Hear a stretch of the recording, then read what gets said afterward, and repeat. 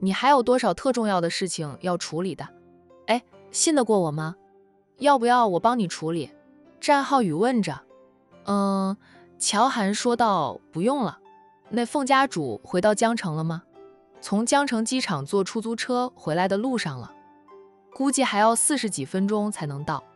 战浩宇抬手看了看时间，说道，你还可以再工作半个小时，然后我们去酒店，时间线就刚刚好的了。等到他们去到酒店，也是饭点了。凤家主只会以为他们是恰巧看到那出好戏，不会怀疑是他策划的。要不要去看好戏？战浩宇再次问着乔涵。乔涵瞪了他一眼，说道，你都告诉我了，我能不去看吗？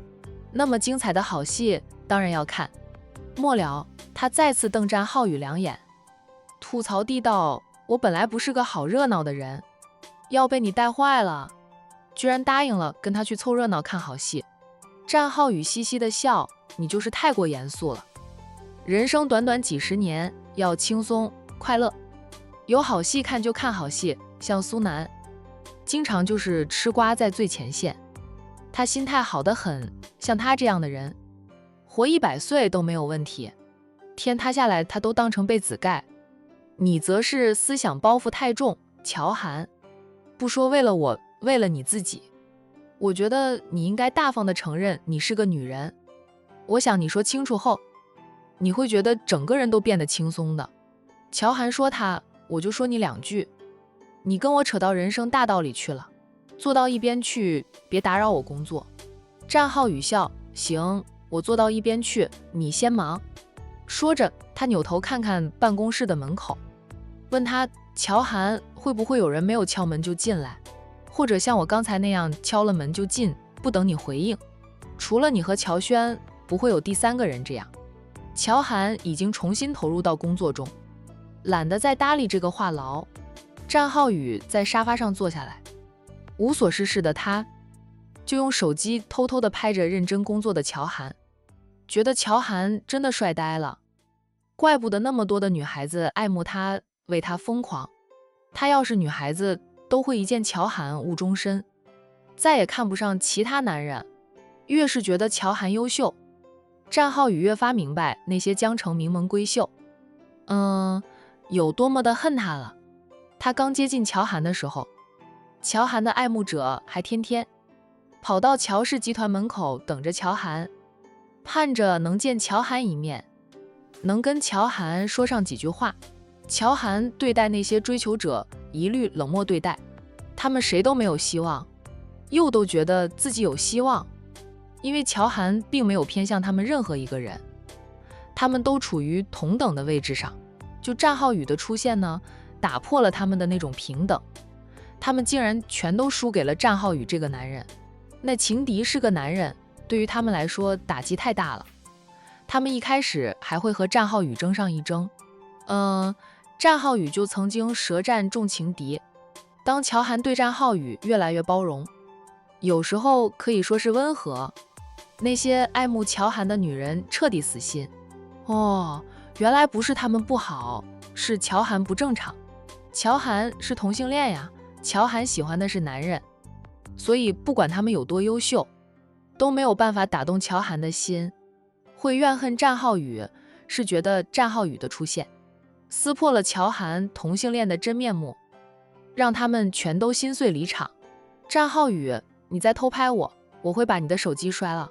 冷不丁乔涵警告的话传过来，战浩宇放下了对准他拍照的手机，笑道，乔涵，你不认真工作，我偷拍你都知道，要不就是你在留意着我，也在偷看我。乔涵头都不抬，淡冷的道，你有我帅吗？我偷看你比我丑是吧？他在男人当中属于帅哥，但和女扮男装的乔涵相比，他是不如乔涵帅气。那你要是换回女装，留了长发，高贵冷艳的，那才叫一个倾城倾国，美的让我移不开眼睛。乔涵不接话了。战浩宇见他又不说话了，坐了2分钟，便起身走过去，在他的办公桌前坐下，问他要吃东西吗？或者要喝咖啡吗？现在喝了咖啡，晚上影响睡眠。他一般都是早上到了公司会喝上一杯咖啡，下午通常是不喝的了，中午会休息一阵子，那样才有精神应付下午的工作。我办公室里没有零食啊。乔涵补上了一句，她是女孩子，小时候也是个小吃货啊，长大后进入了商界，发现身边的那些成功男士很少吃零食的，她为了更像个男人，就逼着自己戒掉了吃零食的习惯。我不是给你送过吗？让乔轩拿去吃了。战浩宇，乔轩一个大男人，那么爱吃零食，就也不知道给你留一点。乔还没有说话，弟弟拿走零食，很有可能是分给公司职员吃了，也有可能转手送给他的那些红颜知己，讨人家的欢心啊。乔轩对所有红颜知己都很好，看着是喜欢他们似的，事实上却是真的把人家当朋友，当知己，没有半点非分之想。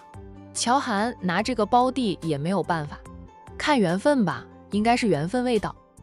那缘分到了，天都会调个女朋友给他。下次我再给你送点过来。还有新鲜水果，你不爱吃，但有客人来了，可以招待一下客户。他在这里等他的时候，也能吃零食打发时间。乔涵淡淡的道，谁都知道我办公室里没有好吃的，他们来跟我谈生意，都是在贵宾室里，那里有招待贵客的各种好吃的。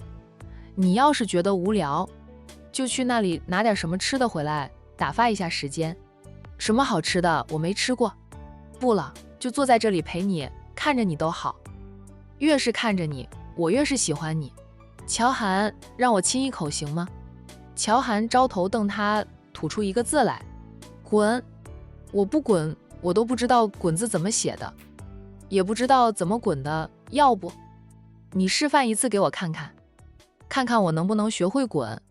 乔涵手里的签字笔朝他扔过来，战浩宇轻松地接住了他扔来的签字笔，笑着又递还给他，说道，那么喜欢拿东西扔我让人去捡一袋石头回来，洗干净，用个小箱子装上，摆在你的办公桌右边，这样方便你拿起来砸我，砸得我头破血流也没事。那要是我住院了，你就得对我负责任。乔涵，无赖无耻。战浩宇嘿嘿的笑，我以为你会说我爱你无下限呢，你是无耻无下限。战浩宇笑，你坐远一点，别坐在我的对面，影响我工作。乔涵赶着他，不让他坐在自己对面。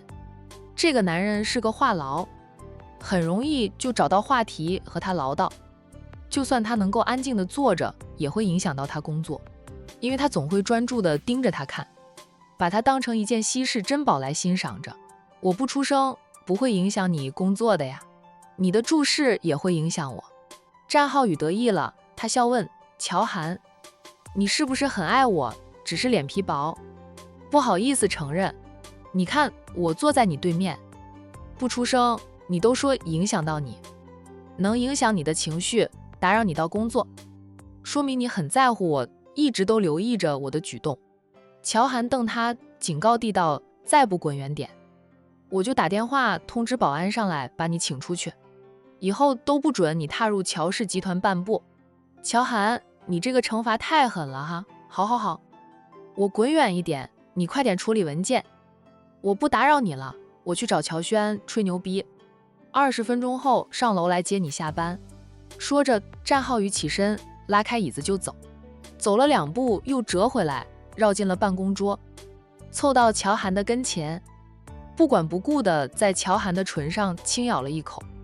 乔涵想一脚踢他，他已经心满意足地走了，气得乔涵的眼神如飞刀，刀飞向他的后背，将他的后背插成了黄蜂窝。战浩宇离开了总裁办公室后，乔涵才能静下心来处理文件，而乔轩则要陪着他未来的姐夫吃零食。他办公室里的零食都被姐夫搜刮出来，然后每一样都打开来尝了个遍，好吃的多吃点，不好吃的尝了个味道就不要了。未来姐夫啊，乔轩倒来了2杯温开水，将其中一杯放到了战浩宇的面前。他边喝水边坐下，问着战浩宇，是不是我得罪了你，还是在我姐那里受了气？你跑到我这里来吃零食泄愤？认识你这么长时间，我竟然不知道你那么喜欢吃零食，怪不得你会送那么多零食给我姐吃，但我姐不喜欢，全都送给我了。说着说着呢，乔轩忽然反应过来，他说：战浩宇，战浩宇，我明白了，你是气我姐将你送给她的零食转手给了我吧，所以跑到我这里来搜刮我的零食，然后每一样都拆开来尝个味道，就不让我再转手送给我的红颜知己们。战浩宇端起了那杯温开水，喝了半杯，说道：我送给乔涵的就是乔涵的东西了，他要给谁就给谁，我没那么小气，不过是一些零嘴而已。要是我送给你姐的求婚钻戒，你姐转送出去了，我才会生气。你向我姐求婚了吗？乔轩震惊地问着，音量都提高了不少呢。意识到这里还是公司，乔轩连忙捂了一下嘴，又压低声音问着：你什么时候向我哥求婚的？哇，我怎么不知道啊？在公司里还是叫哥吧。他姐现在都还没有恢复女人身份的打算，还没有隆重的求婚呢。战浩宇老实的答道。乔轩笑道，我以为你求婚了呢，就说这么大件事，怎么我们一家人都不知道的？原来你还没有隆重的求婚呀？那你什么时候隆重的向我哥求婚？一定要隆重哦，还要挑个人多的地方求婚。旁边围观的人说不定会齐声喊着我姐嫁给你。只要战浩宇隆重的求婚被人看到了，肯定好多人围观的，也不会有人帮着喊乔涵嫁给他，相反可能会有很多人骂他，甚至给他砸鸡蛋。也会有人提醒战浩宇在国内，他和乔涵是无法成为合法夫妻的，除非乔涵恢复了女人的身份，那么战浩宇的求婚才会得到大家的祝福。那战浩宇也清楚这一点，他说道，等到乔涵愿意嫁给我的时候，我肯定会隆重的向她求婚，再隆重的办订婚宴，给她隆重的婚礼。别人有的他都会有他有的，别人不一定有，我绝不会让他受半点委屈。我信你，你对我姐可以说掏心掏肺了，不过我姐对你的爱还是不够深呢，你还需要继续努力啊。乔轩笑嘻嘻地鼓励着战浩宇，我一直都在努力。战浩宇叹口气，明年能抱得美人归，我就很开心了。乔轩又安慰的道，其实你已经很厉害了，你和我姐才开始几个月时间，我姐已经对你有感情了。她接管我们家公司开始，见过不少青年才俊，就没有一个人能打动她的心，你是第一个也会是唯一，一个能让我姐敞开心扉的男人。乔轩这样说，战浩宇想一想，就便觉得自己很厉害。他应该也是乔涵女扮男装以来，除了家人以外，第一个知道她是个女人的男人吧。不过他是靠着奶奶才知道乔涵原来是个女人。乔涵扮男人扮得太成功了。哎呀，20分钟到了，我上楼去接你姐下班。乔轩看看时间，不是未到下班时间吗？乔涵提前下班，你有意见？乔氏集团理应交给你来管理的呀。乔涵累了这么多年，偶尔提前下班怎么了？乔轩，什么叫乔氏集团理应交给我来管理？我哥也是乔家的孩子，乔家的家产他也有份的。乔氏集团应该是我们俩一起接管才对，可不能全都压到我个人头上来呀。战浩宇，就算你们结了婚，你也不能限制我姐的自由，不能让她在家里当个无所事事的少奶奶。她想上班，你应该尊重她的决定。乔轩怕死姐姐嫁人后，战浩宇不让姐姐上班了，那样的话，乔氏集团就真的压到她的肩膀上了。反正乔氏集团我姐也有份的，你们婚后，我姐依旧是乔氏集团的当家总裁。我可没有那么大的本事，独自杠起乔氏集团，我顶多就是打下手帮帮忙而已。我就是个浪荡的二世祖，败家仔。乔氏集团交到我手里会被败光的，所以我就适合当个吊儿郎当的二世祖。为了不当乔氏的总裁，乔轩拼命地抹黑自己。战浩宇瞪着未来的小舅子两眼，说他怪不得你和我那样聊得来，咱俩都是一样的人，够无耻，够不要脸的。战浩宇撇下了小舅子走了。乔氏集团以后怎么走，由谁来打理，那是乔家的事。他别说还没有成为乔家的女婿，就算成了乔家的女婿，他也不会多嘴，更不会插手管乔氏集团的事。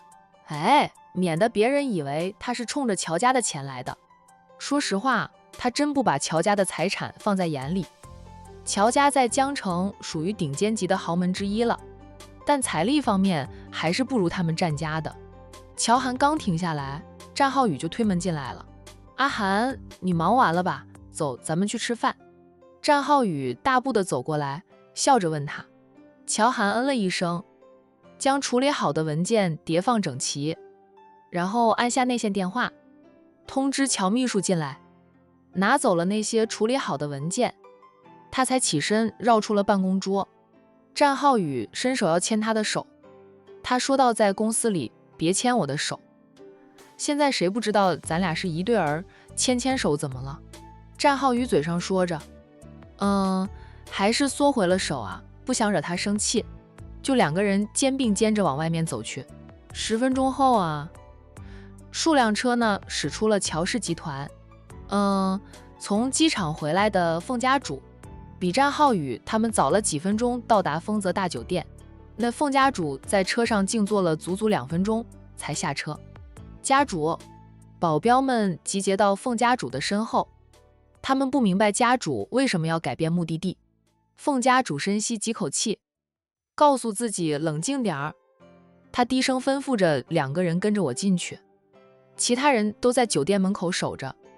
看到郑先生从里面出来，务必拦住他，不要让他跑了哈。郑华敢背着他在外面偷吃，休怪他不客气了。是。保镖团恍然，原来郑先生在这里。怪不得家主直奔酒店而来。凤家主吩咐完毕，便带上了2名保镖，高昂着头，大步地走进酒店。通过助理的调查，凤家主已经知道郑华现在哪间房里。她坐着电梯直接上楼，来到丈夫开的那间房门口。她敲着门，谁啊？里面传来了女子娇美的声音。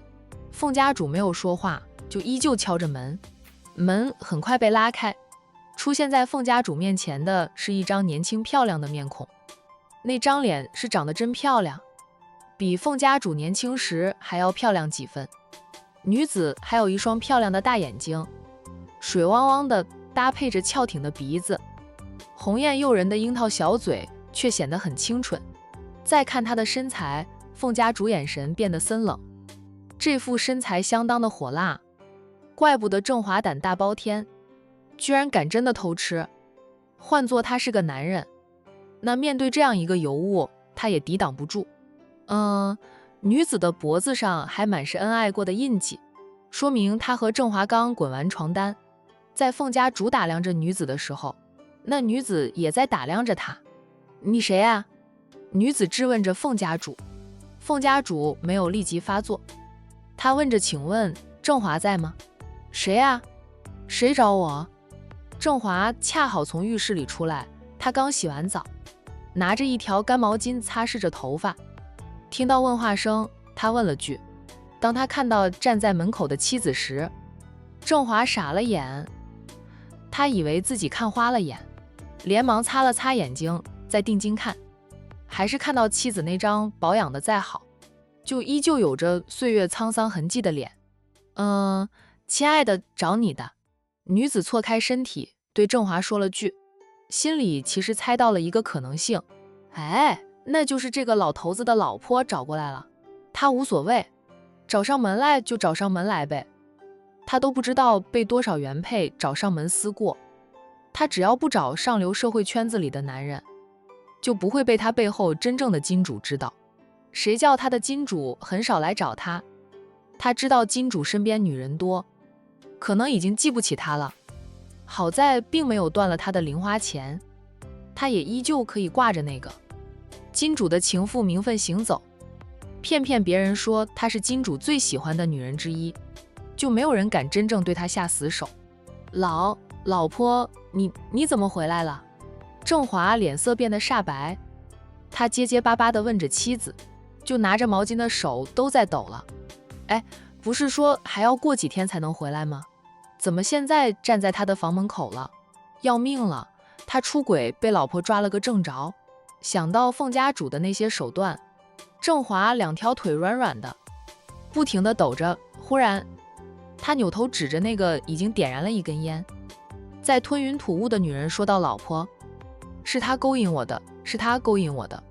喂，老鬼，明明是你说很喜欢我，天天给我送贵重的礼物，请我吃饭，各种讨好我，还给我很多零花钱花，是你不要脸的追求我，我才会勉为其难的和你在一起。你怎么能说是我勾引你？我要勾引也勾引年轻帅气的小伙子，勾引你个老头图什么？那图你有老人味吗？”女子反驳着郑华的话，她走过来，朝郑华吐了一口烟雾，然后对凤家主说道：“你是他老婆，这么老了，你老公嫌你又老又没情调，说他就喜欢我这种年轻漂亮的。哎，今天就算没有我，也会有别人的呀。老女人，你还是好好管住你家老头子吧，别瞪着我，我是 XX 的情妇，你老公引诱我，被 XX 知道了，有你老公好果子吃的呀。”说完，女子挤开凤家主就要走，凤家主倏地出手，攫住了女子的手腕，一扯，女子被扯回来，啪啪，巴掌声响起。那凤家主才不管这个贱人是谁的情妇呢，敢抢他的男人就该死。那他下手毫不留情，左右开弓，动作又快又狠，女子都还没有反应过来，就被他打得两边脸又红又肿了，连嘴角都在流血。抽了这个女人好几巴掌后，凤家主又一脚踢到女子的肚子上，就将她踢得跌回房里的地板上。那郑华见状呢，扑通一声跪在老婆面前：“老婆，我……”啪啪，凤家主抽了那个贱人好巴掌后，对自己男人同样不放过。那出轨这种事，她更恨男人，自己老公什么德行，她心里也有数。这个贱人固然无耻可恨，但她丈夫更可恨，是郑华有出轨之心，才会有这个贱人的事儿。如果郑华一心为她，全心全意对她，就算这个贱人脱光了爬上他的床，就他也会无动于衷的。凤家主一连抽了郑华10巴掌，把郑华打得脸青鼻子肿，不仅嘴角流血，鼻子也在流血。他不敢还手，就承受着老婆的怒火。等到凤家主停手了，郑华还抓住凤家主的手，一脸心疼地问着：“老婆，打痛手了吗？”“累了吧，我帮你吹吹。”凤家主却一脚踢到他的身上，把他踢得跌倒在地上，把他们俩带走。凤家主冷冷地吩咐着2名保镖，就要将这对狗男女带回去再继续惩罚。那敢背叛他的人，他绝不轻饶。2名保镖立即进房里，架托起那名女郎，跟着凤家主走。郑华不需要保镖们的架托，自地上爬起来后，乖乖地跟在凤家主后面，边走边替自己求情，说什么他都是被那个女人坑了的，坚决不承认自己贪图美色，跟这个女人来酒店消费了无数次。凤家主像是没有听到他说的，依旧在前面走着。同时他打电话给管家，让管家通知几个儿女，立即马上统统给他回家。郑华敢背叛他呀，无非是手上有钱了呀。有钱了才能哄住这些年轻的不要脸的贱人。明面上郑华每个月的零花钱是不少，但她一直管控着丈夫的零花钱，不让他身上有超过500块钱。现在郑华能够跑到丰泽大酒店，这种高级的酒店消费，肯定是他的儿女孝敬的钱。他想知道是哪个孝顺的儿女这样孝顺郑华。听了凤家主让管家通知儿女们回来，郑华脸色在变，心里恨得要命，面上却不敢说一句恶语。那个被2名保镖架着的女郎，一开始还老老实实的，任由着2名保镖架着她。等下到1楼，他逮着机会踢了一脚1名保镖，趁对方吃痛松了手，他又大力地甩开另1名保镖的手，然后撒开腿没命地往外跑。边跑呢边叫喊着打人呀，老妖婆打人了。凤家保镖立即追赶着他，凤家主还留有保镖在酒店门口守着。那女人根本跑不了，在酒店门口被拦住。他眼看一时逃跑不了，扭身就扑向郑华，揪着郑华就打，一边打一边骂着郑华非礼他，导致他被凤家主误会成小三，暴打了他。郑华自是极力否认，也不客气地跟这个女人扭打在一起。凤家主没有阻止2人，由着2人扭打成一团。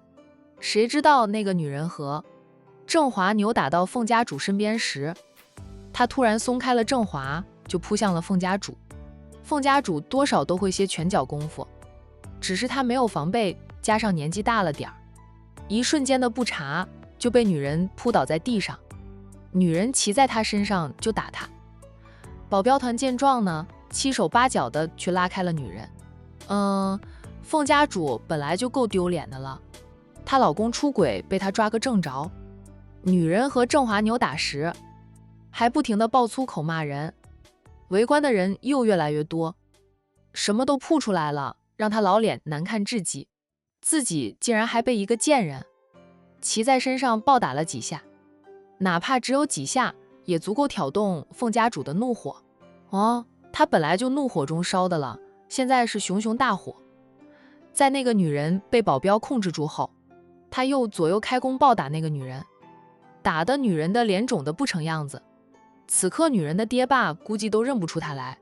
老婆，郑华担心凤家主打死了人，也是心疼跟自己风流了一段时间的女人，忍不住上前去拉了拉凤家主的手。这一拉，成功将凤家主的怒火转移到他身上。凤家主旋身就是一巴掌抽到他的脸上，当着围观的那么多人啊。那凤家主不管不顾地带着丈夫就是一顿暴揍，就充当着围观看戏的战浩宇在这个时候出面了。凤家主，战浩宇沉声叫了凤种主一声，就对丈夫拳打脚踢的凤家主才停手。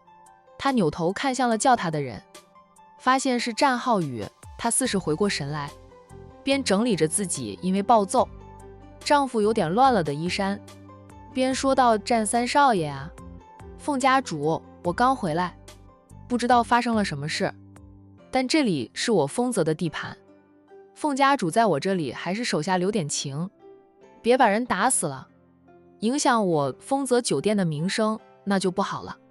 哇，这个老女人还真厉害，那暴揍出轨丈夫和小三时，真的毫不留情。是很多人不认识郑华，但是刚才那个女人已经说出了郑华是凤家主丈夫的话，现在围观的人都知道了，郑华是凤家主的丈夫。想到郑华是凤家的上门女婿，出轨被老婆抓个正着，还不管不顾的在酒店门口当着来来往往那么多人的面暴揍了郑华一顿，郑华的脸是丢尽的了。那战浩宇敢说郑华心里是恨极了凤家主的。凤家主深吸几口气，他向战浩宇道歉：战三少爷，对不起，我一时气愤，忘记了这里是丰泽大酒店，我现在就带他回去，不会在这里弄脏战三少爷的地盘。战浩宇看向了脸青鼻子肿、狼狈万分、没有一点尊严可言的郑华，对凤家主说道：凤家主，你先生做错了什么？你当着那么多人的面这样打他，他今后还怎么见人呀？出入丰泽大酒店的人也有不少是江城上流社会的人，这一幕被那些人看到，很快就会传遍。郑华是无法再抬头做人的了。凤家主冷冷的道他做了见不得人的事，本就没有脸再见人，让战三少爷见笑了。我们先告辞，不打扰战三少爷了。说着呢，凤家主吩咐着2名保镖带郑先生回去。至于那个被打得很惨的小贱人，凤家主临走前冷冷地剜了对方2眼，并没有带走对方，他得回去查一查，这个小贱人背后是不是那位 XX 大佬。如果是的话，他会向那位大佬告状，断了这个小贱人的财路。要是那位大佬发怒要出气，她也可以将丈夫交出去，就让那位大佬撒撒气。不过郑华已经被他教训，想来那位大佬不会再拿郑华撒气，毕竟小贱人只是个情妇，本就是个玩物，他就不信那个大佬会为了一个玩物啊，跟他凤氏一族为敌。郑华被2名保镖像拖死狗似的拖上车，那很快呢，一行人离开了丰泽大酒店。郑华被凤家主带走后，那个被揍得很惨的女人却还要承受着大家的指指点点，知道她是个破坏别人婚姻的小三，哪怕她被打得很惨，也没有人同情她。她吃力地爬起来，跌跌撞撞地走了。她压根儿不知道那个老男人是凤家主的丈夫，要是知道，她就不跟那个老男人玩玩了。也想不到自己以往抬出来都有用的靠山，这一次啊没有用，害得她被暴揍了一顿。战浩宇带着乔涵进酒店去，等到2个人进了雅间，等着上菜吃饭时，战浩宇问着心上人：“这戏好看吗？”他们只是比凤家主晚了几分钟到酒店，凤家主捉奸在房时，战浩宇姿势不好，带着乔涵去看好戏。2个人在1楼的休息区沙发上坐了一会儿，要不是那个女人想跑，这出戏他们还看不到精彩处。精彩，乔涵应了2个字，做得很隐蔽吧，别被凤家主查到你的头上了。那他身边有个助理，是他们凤家每一任家主都会有的，最是忠心于家主的人，他的能力非常出众的。凤家主做的事，很多时候都是对方帮他策划，帮他安排。战浩宇说到这件事儿，又不是我一个人的推动，还有凤晴在背后推动呢。那个女人是凤晴选中的，很凑巧的让他爸遇上了对方，沉迷不已，当然不会让凤种主的人查到，一切都是那么的巧合，完全看不出有人在背后操纵。我不仅能保护我自己，也不让凤家主查到凤晴的头上。战浩宇知道乔涵很欣赏凤晴，看在凤晴目前还算正真的份上，他就帮了帮凤晴。那凤晴其实也在利用战浩宇的。再说了，就算凤家主知道背后有我的手笔，他又能拿我如何？我战家和他凤家会成为敌对关系，那是早晚的事。抢来的位置坐不安稳，他都做了几10年，够本了，该将凤家主之位还给我大嫂他们这一脉了。乔涵默了默后说道：“就是可惜了凤晴，凤晴挺好的，那也是个狐狸，就算没有了凤家，凤晴也很出彩，她自己有事业的。在被凤家主任回来之前，她都有几家公司了，那几家公司有3家她是持股100%的，有1家呢是持股60%。我觉得没有凤家，凤晴还自在一点，以她的能力也能壮大她名下的公司，更能活得好好。”乔涵看向他：“你知道的挺多的呀。”战浩宇笑：“我们有苏家帮忙，凤晴能瞒得住别人，却逃不过苏家的眼睛的。”知道苏家的本事，乔涵不说话了。过了几分钟后，他忽然说道：“嫁入凤家的女人倒霉，凤家主的几个儿子都出轨，郑华的基因不好，上梁不正下梁歪，不知道郑华被凤家主带回去后，还要不要挨揍？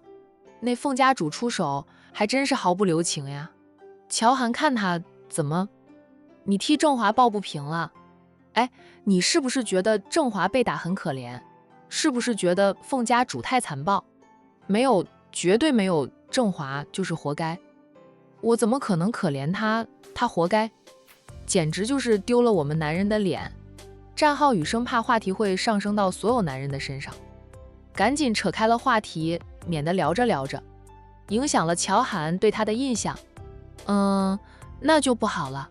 那与此同时的凤晴在回家的路上，在母亲回到江城，凤晴就通过方瑶收到了母亲回来的消息，也知道母亲从机场回来直奔丰泽大酒店，不用问也知道母亲直接去捉奸。父亲最近的风流韵事，凤晴表面不知道，心里却是清楚得很。用战浩宇的话说，这件事主要是凤晴在策划，战浩宇不过是在背后推波助澜而已。此刻被通知回家，凤晴知道母亲的怒火飙到了最高点，她就先在心里默默地为父亲点了一根蜡。凤晴的那3个亲哥哥就是提心吊胆的，不知道啊，母亲突然通知他们全都回家是做什么？更不知道呢，母亲怎么就提前回来了呢？不是说还要再过几天才能回来吗？凤晴回到家里的时候呢，凤若还有3位嫂嫂都到了家，她的哥哥们则在她后面。兄妹4人在家里相遇时，凤大少爷还说：“凤晴，妈提前回来你都不知道的吗？也不知会我们一生。你这个凤家接班人的消息也太滞后了吧？”凤晴说到大哥和妈更加的亲近，大哥都不知道妈提前回来，更不要说我了。妈在家里时，我是天天被骂的那一个，就妈提前回来会告诉谁都不会告诉我，你们都不配合我，我没有支持者。消息之后不如你们所愿啊。说着，凤晴撇下3个哥哥，率先进屋去。凤大少爷对2个弟弟说道：“看看这个乡巴佬。”我说他2句，他回我一大堆的话。他没本事，消息滞后，还好意思怪我们了？明明是他自己没有本事，就是乡巴佬，就是乡巴佬，给他龙袍穿着也不像个太子。凤家2少爷附和着大哥的话：“大哥、二哥，我们也进去吧。不知道妈把我们叫回来做什么？我总觉得气氛不对，佣人们都看不到，谁知道会不会是他们向妈告状？妈要找我们算账了。兄弟3人50步笑100步啊，都是一路货色，心里有鬼，就总担心事情与他们有关。妈又不是今天才知道我们在外面的事，咱们就是玩玩而已，又不会将那些女人娶回来。我们天天要应酬，常在河边走，哪有不湿鞋的？用阿若的话说，只要我们还知道回家，妻子的位置不动摇他们的不就行了？那凤大少爷说是这样说的，还是赶紧往屋里走去。兄弟3个进屋，察觉到屋内的气氛很紧张，静悄悄的，谁都不敢说话的样子。他们下意识就放轻了脚步。3位少奶奶看到他们的丈夫回来了，都看向丈夫。大少爷用眼神向妻子询问怎么回事，不过很快他们就知道是怎么回事了。他们看到了跪在键盘上的父亲，父亲已经脸青鼻子肿，衣服上都有血渍，那血应该是父亲自己的，因为父亲的脸上、嘴边都还有血渍。